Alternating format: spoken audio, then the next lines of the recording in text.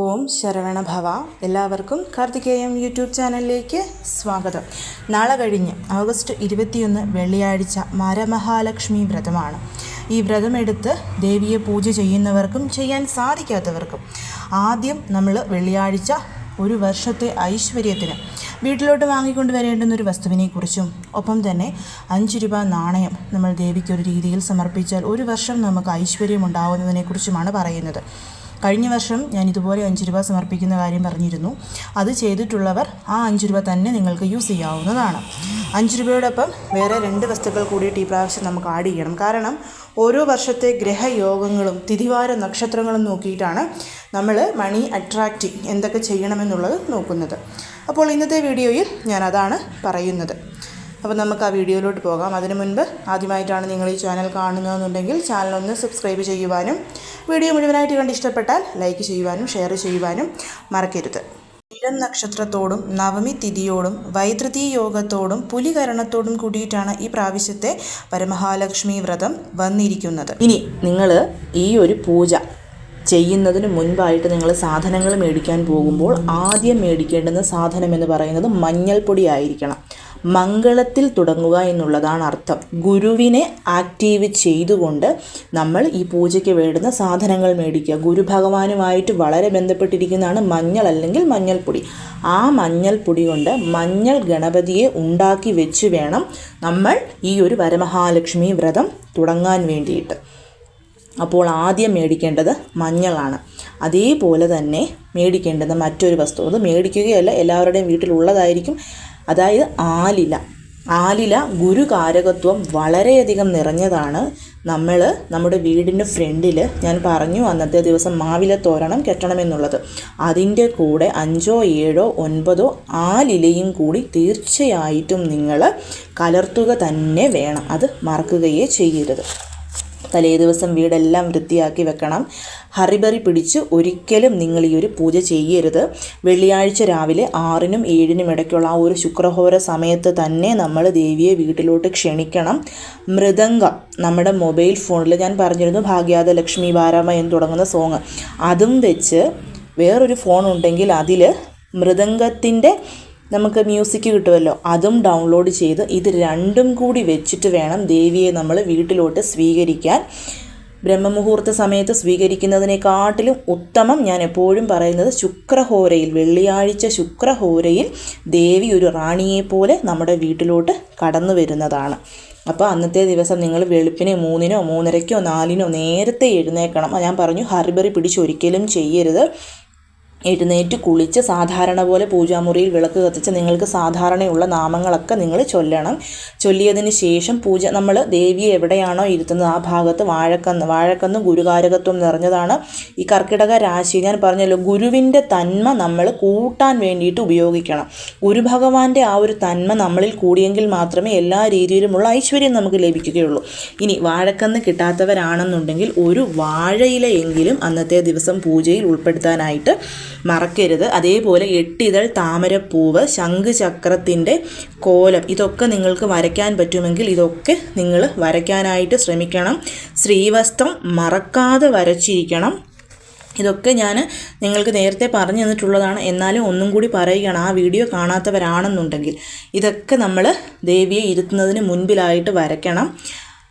അതിനുശേഷം നമ്മൾ ചെയ്യേണ്ടത് വീട് ശുദ്ധമാക്കുക. ഗോമൂത്രം തളിച്ച് വീട് ശുദ്ധമാക്കുന്നതാണ് ഉത്തമം. കാരണം കാമധേനുവായ പശുവിൻ്റെ പൃഷ്ഠഭാഗത്ത് വസിക്കുന്ന മഹാലക്ഷ്മി ദേവി, അവിടെ നിന്ന് വരുന്ന ഗോമൂത്രം തളിച്ചാൽ വളരെയധികം മംഗളമാണ്. ഗോമൂത്രം കിട്ടാത്തവർക്ക് റോസ് വാട്ടറോ അതല്ലെങ്കിൽ ഗംഗാജലമോ തളിച്ച് വീട് ശുദ്ധമാക്കാവുന്നതാണ്. അങ്ങനെ വീട് ശുദ്ധമാക്കി നമ്മുടെ വീടിൻ്റെ ഫ്രണ്ട് ഡോറിൽ മാവിലത്തോരണം, ദേവി വരുന്നതിന് മുൻപ് ചെയ്യേണ്ട കാര്യങ്ങളാണ്.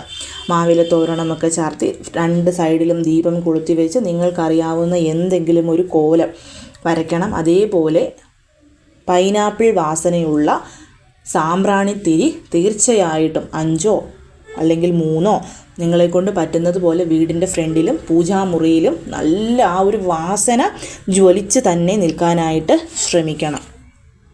അതായത് നമ്മളിതൊക്കെ വളരെ പതിയെ വേണം ചെയ്യാൻ. കാരണം ഗുരുകാരകത്വം നിറഞ്ഞതാണ് ഈ ഒരു വരമഹാലക്ഷ്മി പൂജ എന്ന് പറയുന്നത്.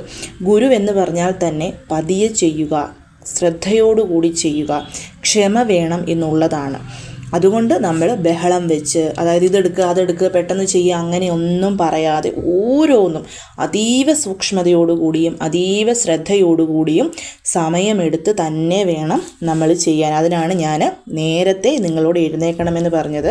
അന്നത്തെ ദിവസം നിങ്ങൾ ചെയ്യേണ്ടുന്ന മറ്റൊരു കാര്യമെന്ന് പറയുന്നത് എല്ലാ രീതിയിലുമുള്ള ഐശ്വര്യങ്ങളും സന്തോഷവും സമാധാനവും ഒക്കെ വരാൻ വേണ്ടിയിട്ട് ഞാൻ പറഞ്ഞു, കോടീശ്വര യോഗമുണ്ടാവാൻ, കുബേര യോഗം, ഇതെല്ലാം നമ്മളിൽ ഈ ഒരു വരുന്ന വർഷം മുഴുവൻ നിലനിൽക്കാൻ നമ്മൾ ചെയ്യേണ്ടുന്ന ഒരു കാര്യമുണ്ടെന്നുള്ളത്. ഒരു 5 രൂപ നാണയം നല്ല ശുദ്ധമായ ജലത്തിൽ കഴുകി, അതേപോലെ മഞ്ഞൾപ്പൊടിയിൽ കഴുകി, അല്പം പാലിൽ കഴുകി, അതിനുശേഷം റോസ് വാട്ടറിൽ ഒരു അരമണിക്കൂർ മുക്കി വെച്ച് ശുദ്ധമായ തുണി കൊണ്ട് തുടച്ച് ഒരു 5 രൂപ നാണയം എടുക്കണം.